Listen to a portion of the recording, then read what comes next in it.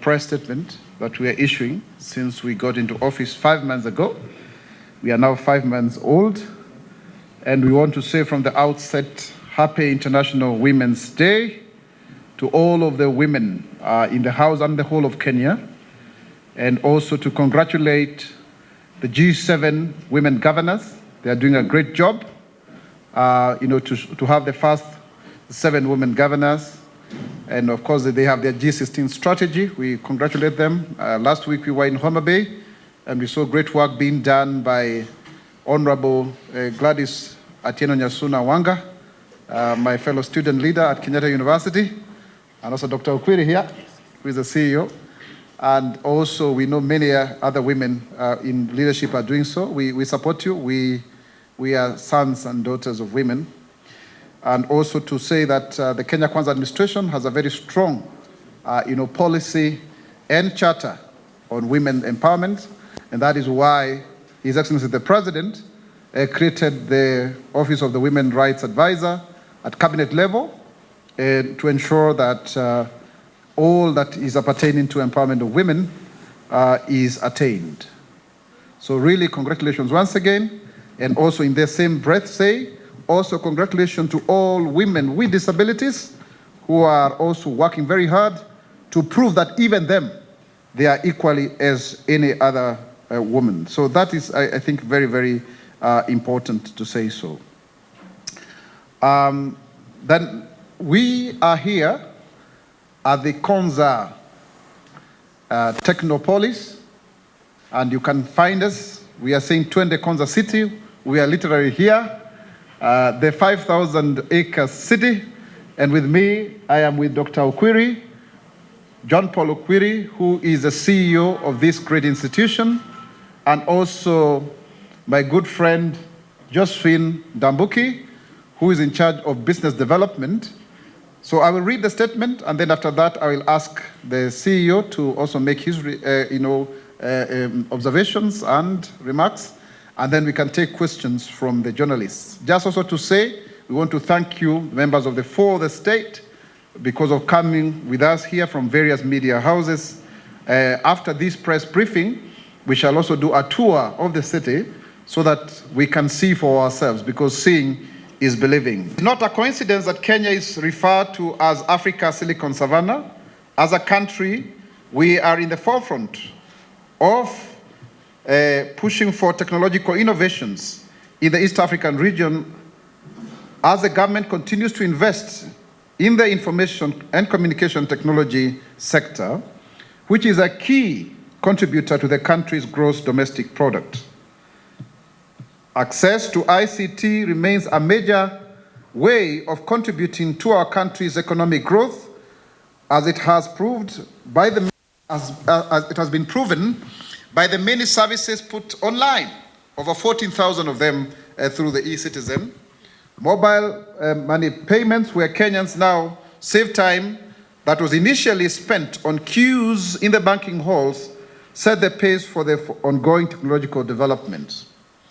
The ICT sector potentially gives the government the reason to expand internet coverage, with the main aim being to enhance ease of business transaction and creation of employment for the youth through online jobs. On the issue of last mile internet connectivity, there are key projects that the government is undertaking to expand internet coverage and bridge the digital divide in the last mile county connectivity. The government started this project in 2011 and is funded through a loan agreement between Kenya and the Kingdom of Belgium. The project's aim is to connect county and national county offices in all of the 47 counties with telephony services, complete with headsets, video conferencing applications, and internet services. This has been made possible by the different governmental buildings in the counties with the national fiber-borne optic infrastructure, NOFB, linking them to the ministries in Nairobi using wired and wireless medium. With the completed 3 phases of the project, Kenyans are now able to enjoy communication through an interruptible voice service access to internet services for browsing, video and call conferencing, Zoom meetings, as well as the deployment of application services. And I want to say that we also have our own Zoom kind of thing called Kikao that is supposed to be used because of data, confidentiality. The government has also operationalized the Network Operating Center, interconnecting over 650 government buildings into one homogeneous government network. Phase 4 of the project is on course, and the project plans to fill the gap left during the previous 3 phases in terms of connecting as many government offices as possible to North B, covering all of the county headquarters. This entails connecting a total of 455 sites, where 279 sites form the primary sites with active equipment, and 176 sites to be served from the primary ones. Upon full implementation, a total of 78 kilometers of fiber optic, 595 indoor and 138 outdoor Wi-Fi points will be enabled to serve as public Wi-Fi hotspots. These installations began on 4th of September 2023, running concurrently across the first 23 counties, and a total of 210 sites have been connected and are awaiting inspection and acceptance before the end of this month. The project phase is to install the next batch of 23 counties between this month and June 2024. You may wonder why 23 is because already Nairobi is a hub center. Phase 5, which is the final stage of the last mile connectivity project, is designed to connect government offices down to the sub-county level to the North B network, effectively connecting an average of 6 buildings in 110 of the 314 sub-counties nationally, incorporating 660 sites. At the end of this exercise, 102 kilometers of fiber, 3 Wi-Fi points, 2 indoor and 1 outdoor shall have been done in the 110 sub-counties. So you can see it's a very elaborate program. The last mile county connectivity project is aligned to the Kenya Konza administration's bottom-up economic transformation agenda, BETTER, under the BETTER plan, which involves the installation of the reliable, stable, and affordable high-speed internet connectivity across the country in order to facilitate efficient and effective provision of government services. The Kenya Konza administration had pledged in its manifesto, the BETTER plan, to ensure universal broadband availability through the country within 5 years, and to increase and fast-track broadband connectivity across the country by constructing 100,000 kilometers of national fiber optic connectivity network, which is currently ongoing. In fact, over the weekend, I was in Samburu, a place called Soit Oltinga, where they are working on the Isiolo Marsabit line, and it is going on very well. There is also another line that is in Nakuru and many other places, even in Kibwezi. So this is already ongoing, and also to inform members of the public that they will also be working, the government will be working through Kenya Power so that we have more of the aerial overhead connection through the already existing grid, so that we cover more timelines than constructing new ones, because we've done a number of kilometers, I think 9,000 if I'm not wrong, but then we need to accelerate so that by 2027 we can cover 100,000, so we leverage on whatever is already existing. The BETTER plan blueprint also seeks to enhance government service delivery through digitization and automation of all critical government processes, and to make available 80% of government services online. Towards this course, the following has so far been achieved. Cumulatively, 57 hospitals have been connected with the internet. Kenya has made successful bid to host the Global Conference on Connected Africa in April 2024, the Data Protection Conference in May 2024, and the International Association of Science Park, IASP, in September. These 3 conferences are extremely important in showcasing what leadership capacity Kenya has in the ICT sector. Kenya has also been able to connect 247 digital hubs with internet already functioning. The government has also trained a total of 800 youth under the Presidential Digital Talent Program, and they have since been deployed to various ministries, departments, and agencies to enable them to support the ICT infrastructure across the government. Also, the government has been able to deploy a total of 800 youth under the Presidential Digital Talent, and cumulatively deployed a total of 12,087 virtual desktop infrastructure, VDI devices, virtual, across the country. And there are also the establishment of 136 Jitume sites, which Josephine Nabuki has played a key role in ensuring that that concept is done, and Dr. Okwiri will be speaking much about it because it's a very huge program under the Konza Technopolis.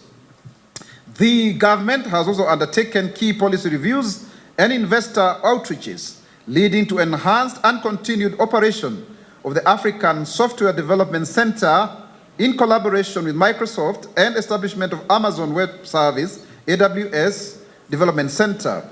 Subsequently, Microsoft and AWS Center have employed 500 and 100 software engineers respectively. This is quite a huge employment at any given point. And if you want to understand why this is important, about 3-4 years ago, Huawei and China have 80,000 engineers spread across the world, helping in the development of the Huawei technology. So you can see how important it is that we need to build a local capacity in that regard. Cumulatively, the government has been able to lay, actually this is the right figure, I think I need to correct that, 13,712 kilometers of fiber cable. So it's not 9,000, it's 13,712 to be precise. And also increase the number of public Wi-Fi hotspots from 40 in 2022 to 1,222 in 2023. That is an increase of more than 970. So you can see it's quite a huge jump. And we target to have at least, in all of the wards, at least one of them. Cumulatively, 1,262 Wi-Fi hotspots have already been established. The government has also been able to digitize a total of 12,692 citizen-facing services, and an extra about 2,000 that are intra-governmental, increasing the number from 391 in 2022. They are also, the government has also been able to onboard 72 clients. Government 53, private 19, onto the Konza Data Center in 2023-2024 financial year, against the pre-existing 33 clients in the fiscal year 2022-2023. So you can see from 33 to 72, that's quite a huge jump of 49. And also, the government has been able to train 390,968 youth on digital skills through the Jitume and Ajira programs in 2023-2024, increasing the number from 120,000 in 2022. And also, 119,462 youth have been connected to online jobs, and we are targeting this number to increase to 180,000 new jobs, new online jobs, in this financial year. Now let's now turn our attention to the Konza Technopolis. I will talk about it, but then we have the horse's mouth. Yes, sure. The administration has further promised to strengthen the Konza Technopolis, to bring together industry, academic institutions, and other innovators to co-invest and to coexist in emerging technologies that are going to be resident in this place. And as at now, there has been horizontal laying ground of infrastructure. It's going to continue. But of course, there is now need to ensure that we now go vertical and also software, so that the soft skills, the people, the human capital, all of that to converge here. This is designed to create a high-quality jobs environment that leverage on artificial intelligence, robotics, and other technologies, and thus enhance our regional and global competitiveness towards the fourth industrial revolution. Investments in the park are envisioned to accelerate the country's economic agenda by enabling at least 2% of the country's GDP. So currently we are growing at about 5%, 5.6%. That means if we get it right, and I believe we are getting it right, indeed, when we get it right, we will be able to grow by over 7%. This city is planned to be a center of excellence in emerging technologies. The Tecnopolis is developing a smart city of international standards, and so far it has attracted over 85% of both local and international investors who are focused on academia, technology sectors, research and development, mixed-use development, that is housing, hospitality and conventions, light manufacturing and logistics. So you already have people who are showing interest in the same. As a platform, Konza Technopolis is therefore providing the impetus that the country needs to accelerate its development into the digital era. We may have missed the agricultural revolution because we are not yet formed as a nation. Indeed, we are beneficiaries of the industrial revolution that found residence in America and Europe. But we cannot therefore miss the fourth industrial revolution that will leverage on artificial technology so that we can leapfrog ourselves forward into the future. And Kenya has actually shown capacity, the requisite cognitive wherewithal to do the same. If you look at some of the investments that we've done and innovations such as M-Pesa, that has actually gone ahead to disrupt, banking sector and money transfers across the world. Indeed, in 2023, Kenya was ranked as first in getting money for startups by the big ideas, receiving over 850 million US dollars. That is to mean people are flocking here.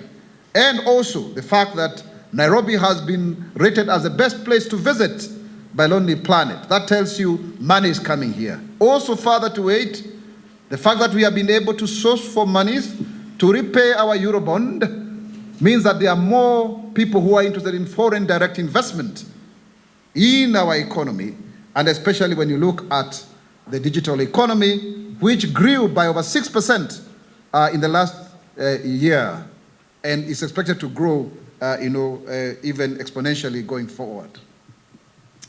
For example, the Konza Cloud is providing, maybe it should actually be called the Kenya Cloud, is providing cutting-edge solutions and enabling innovators, startups, and enterprises to reap the benefits of technology solutions in order to be able to scale up their marketplace is rich and improve efficiencies in order to deliver services and solutions to the people.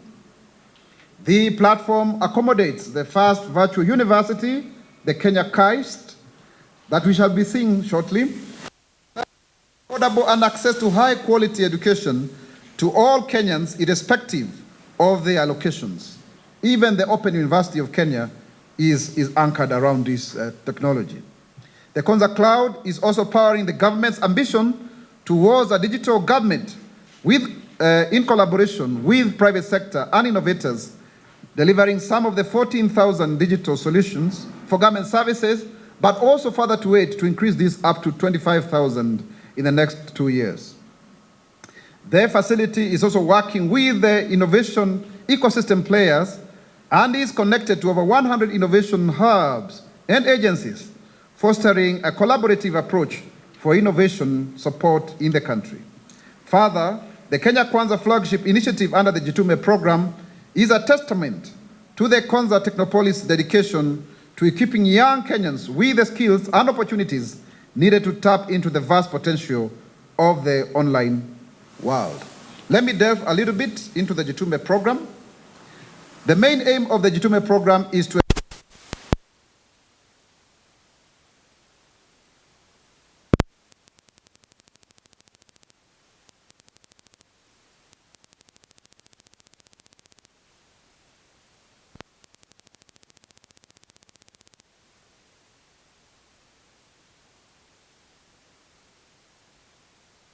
facilitate stimulate Kenya's economic growth through digital technology initiatives.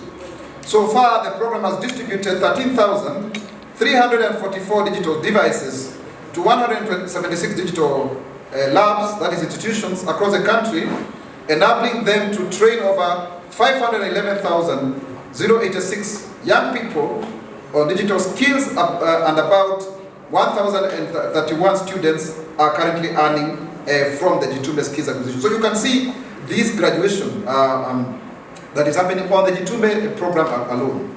The program is also targeted to address the pressing issues of youth unemployment and harness the power of digital technology by providing the digital devices and establishing robust learning and work centers. The government is also laying the foundation for a future where Kenyan youth are not only empowered to earn sustainable incomes, but also play a pivotal role in the driving of our nation's digital transformation. Let us come to matters e-health. Digital technologies and innovations have played a significant role in improving health outcomes in Kenya by improving efficiency, cost saving, and transparency, and also time saving, effectiveness, and seamlessness in the delivery of health services.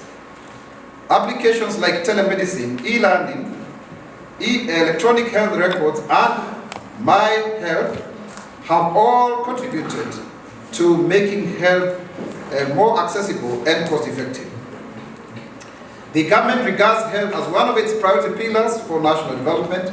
It's one of the priority pillars under the Better Plan, to provide the highest attainable standards of health as required by law.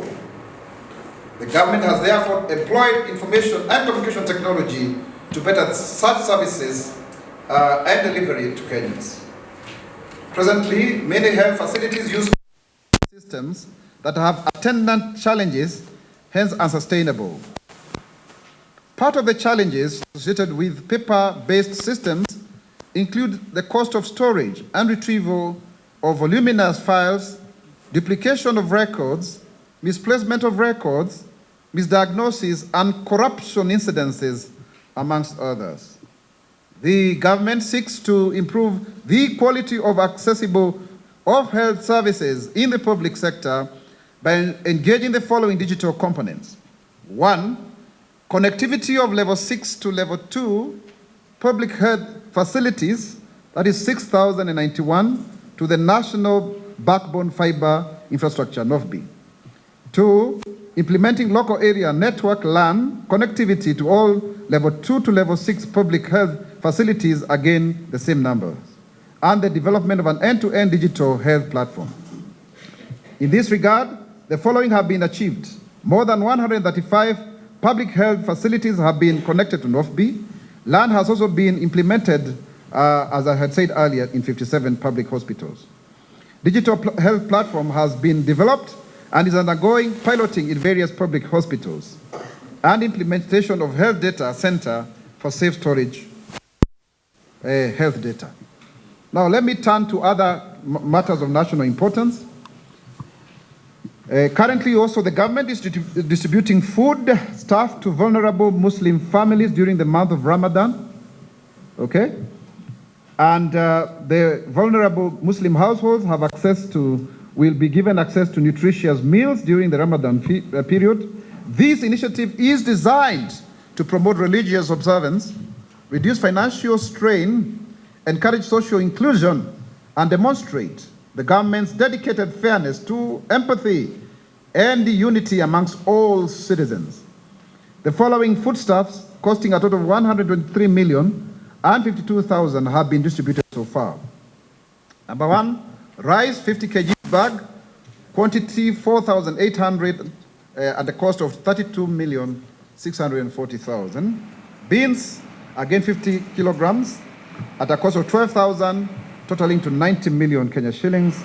And vegetable oils, 190 cartons, 190 per carton, at a cost of 76,000. And then sardines, that is boxes, 28 at a cost of 36,000. The total being 123,052,000 as stated. Once again, as you may be aware, The President has just signed the County Government Additional Allocation Act. That is a National Assembly Bill, number 23 of 2023. And let me explain to you, why is it a National Assembly Bill? It is because these monies are a preserve of the national government. This is not money that goes from the equitable share. It is national government donating whatever that has been allocated to it to the 47 counties. The bill provides for an additional 46,362,301 to counties for the financial year 2023-2024, out of which 10,116,000 is an additional allocation from the national government's share of revenue that has been set aside for implementation of the following key projects. And the rest, of course, as you may be aware, is also donor-funded projects that have been negotiated and approved by Cabinet. The first project is provision of fertilizer to support, the subsidized fertilizer to farmers, 5 billion. So that is already ongoing, and the PS, Rono, is already distributing this in the Rift Valley. And it's good to note that because of this fertilizer subsidies, 6.1% of the growth in that sector is attributed, has been upscaled to 8.2%. And we expect this to continue, because by the end of this process, we are going to have distributed bags going forward with the target of increasing our yield to 72 million bags, by the year 2027, if not more, because this is a moving target. Number two is that the county aggregated industrial parks, popularly known as KAIP, are already on course at a cost of 4.5 billion. Last week we visited Riwa KAIP, and we saw already they have done the perimeter wall 93%. They have already excavated, the ground to have 4 warehouses in Homa Bay. And these monies is for the initially 18 counties of Bungoma, Busia, Embu, Garissa, Homa Bay, Kiambu, Kirinyaga, Machakos, Meru, Migori, Mombasa, Murang'a, Nakuru, Nandi, Nyamira, Siaya, Trans Nzoia, and Uasin Gishu. So those are the first 18, but of course there is also going to be another batch. The industrial parks shall create jobs, opportunities for the youth, and promote the local manufacturing industries. So like again, if I can refer to Homa Bay, they will be used to aggregate the fish that is being produced there, the palm oil that we saw in Kambroth Kokwany, and also the pineapple that we saw in a place called Akado, and cotton that we also visited in a place called Pedo. So you can see they are very critical in terms of the value chains, the 9 main ones, but we also have a total of 29 that are also being funded by a World Bank funded project. The other issue is the construction of county headquarters. About 454 million has been set aside for 5 counties, basically Isiolo, Lamu, Tana River, Tharaka Nithi, and Nyandarua, because they never inherited proper counties at the time of devolution, so they need to be completed. It's just for completion, because already there were some works that were going on. The government continues to provide the necessary infrastructure to all economic sectors and services to the people with the aim of catalyzing national development. So, ladies and gentlemen, I don't want to take a lot of your time, but also allow me to comment on some other few issues. Is that we know there have been this issue of people talking about the new, fees for IDs and such other services. It is important because Kenyans were only paying 100 bob, I think since the 1990s or thereabout. So that revision is important so that government is able to provide these services. So the fees that are provided are not punitive. As you can agree with me, they are not as high as they had been proposed earlier on. And public participation has already taken place. I know also there are people who are asking about Bomayangu, why do you have to pay 200 shillings to change your options? I think it's just a facilitative fee, and it is important that we do so. Let's also learn how to finance government services that it's not necessarily for, because if you are getting a house that will cost 3-4 million, 200 bob is only to give you, the movability and flexibility within that system. And of course, the government wishes to really also condemn strongly any attack by any of the demonstrators, and we are calling upon the KMPDU to really find an amicable way to resolve whatever issues that they are having with regards to, to the intern doctors and the deployment and all of their grievances, so that we don't have them all of the time in the streets of Nairobi, thereby disrupting businesses. I know they are making a lot of noise. When you look at them down from my office at KICC, you find it's a small group of people carrying placards. I don't think we need our doctors to be demonstrators. They need to be back and helping Kenyans to get good health using digital services like the ones that Konza has been able to prepare for government. So Wakenya wenzangu, tumekuja hapa kwa sababu tunataka kuonyesha kwamba sisi kama Wakenya tuko kipaumbele kuhakikisha tunatumia teknolojia ili kusawazisha utendakazi wa kiserikali na kutafuta nafasi za ajira kwa vijana wetu.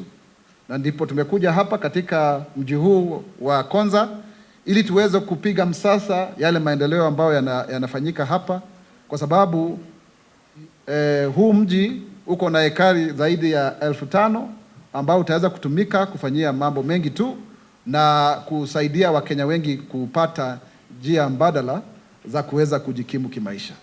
Na niko na mwenzangu ambaye ni afisa mkuu mtendaji wa hapa ambaye anaitwa Daktari Okwiri, ambaye tulisoma na yeye katika chuo kikuu cha Kenyatta, na pia Daktari Josephine Dambuki ambaye ni mkuu wa masuala ya biashara na maendeleo hapa, na tutakuwa tukizulu ili kuonyesha ni kipi ambacho wanachokifanya hapa.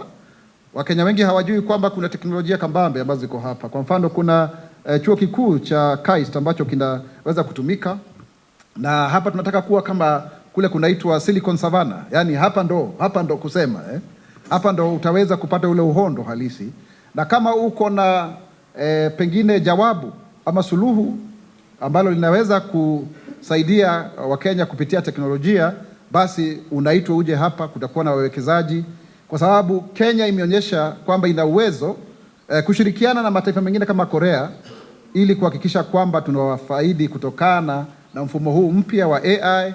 Ndiposa tusiachwe nyumba, kwa sababu sisi ndo ambao tuweza kusaidia ulimwengu kupata teknolojia ya M-Pesa.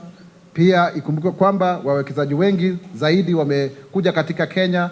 Mwaka uliopita wakawekeza zaidi ya dola milioni 850, zaidi ya vile ambavyo wamewekeza kule Nigeria na Afrika Kusini na nchi zingine ambazo pengine za kutajika. Kwa hiyo tuna mwanya mzuri sana hivi. Unaona kwamba watu kama ni vijana wanapata ajira kupitia kazi za online za kidijitali, na hilo litaendelea kufanyika. Pia kulingana na tarakimu rasmi za serikali, utakuta kwamba kupitia mradi wa Tujitume, watu zaidi ya 500 vijana wameweza kufundishwa vile ambavyo wataweza kufaidi kutokana na hili jambo. Na pia kuna asasi nyingi za kiserikali zikiwepo mazahanati na hospitali zaidi ya 57 ambazo zimeweza kupatiwa internet. Sasa hivi wanaweza kufanya kwamba rekodi zao zisikuwe zinabebwa kwa makaratasi, na hilo litasaidia zaidi, kwa sababu unakuta watu wengi wamebeba vibahasha vikubwa, na wakati mwingine hata bahasha hizo zinapotea, rekodi hazipo, na wakati mwingine hata kuna mambo ya mlungula na kadhongo na mambo ya ufisadi ambayo yameleta ukiritimba katika utendakazi wa nchi yetu ya Kenya. Kwa hiyo nashukuru kwa sababu tupo hapa, na tuseme kwa umoja kwamba tutaendelea kusisitizia kwamba wale ambao ni wadhamini wetu ambao ni Wakenya wa kawaida wangependa kuwa na utendakazi mzuri ambao utafanyika katika nchi hii yetu, na ili waweze kufaidi kutokana na yale maoni waliotupatia wakati tulikuwa tunatengeneza ruwaza ya the better plan. Pili ni kwamba kweli kumeanza kuwa na mabadiliko makubwa tu ambao wengine wakosoaji wetu wanaweza kusema kwamba hayapo, lakini hapo. Kenya imetulia, bei ya maisha imerudi chini, inaendelea kugharimikia hivi, na pia tunaona kwamba kama kwa mfano ile mikakati ambayo iliwekwa na serikali hapo awali imeanza kuzaa matunda. Tuwe watu ambao ni watu ambao wako na utaifa, watu ambao wanaienzi nchi yao, kwa sababu Kenya haitofaulu pasipokuwa na sisi wenyewe kuwa na umoja na utangamano, na muhimu zaidi uzalendo, kwa sababu hilo ndio jambo ambalo litafanya kwamba usiangalie nani ambaye yuko karibu na wewe wakati unalifanya hilo. Pengine unataka kufanya jambo fulani, utajua kwamba unaijenga nchi yako kwa kizazi ambacho kipo sasa hivi na vizazi vijavyo vya siku za usoni. Niseme kwamba tutakuwa na mikakati hii, kila wiki tunaangazia swala ibuka fulani na pia masuala mengine ya kitaifa, na tutakuwa pia tukizulu maeneo tofauti tofauti hapa nchini. Wiki iliyopita tulikuwa kule Homa Bay, wiki hii tuko hapa, pengine wiki nyingine tutakuwa pale, lakini kwa kawaida tutakuwa tukitoa habari hizi za kiserikali katika jumba la Harambee Annex, katika afisi ya naibu rais, kusonga mbele, sio pale KICC, kwa sababu hilo ndio jambo ambalo serikali imeweza kuamua. Kenya ni nchi nzuri, ni nchi ya kifahari, ni nchi ambayo ina maono makubwa, na ikifikia hapo miaka 10 inayokuja, nafikiri tu wetu katika Afrika, pengine wao tu ni Afrika Kusini, lakini vile tunavyosonga katika mwendo huu tukiongozwa na Rais William Ruto, tunapiga hatua nyingi sana ili kuweza kujiimua na kujimudu. Kenya itasimama, Kenya itainuka, Kenya itanawiri kwa umoja na uzalendo. Mimi ni mzalendo. Je, wewe? Asanteni. Honorable Isaac Mwaura, and also the team from the Government Spokesperson Office. On behalf of Konza Technopolis, the board, the management, and also all staff, we welcome you to Konza Technopolis, and we thank you also for having chosen Konza Technopolis as the venue within which you will be issuing this statement, press statement.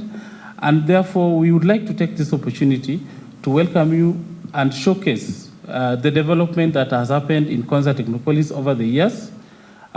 Indeed, it has taken us time to master plan the city, and we can only assure you that we are in progress and will be able to meet the Vision 2030 vision as was envisioned by our great thinkers.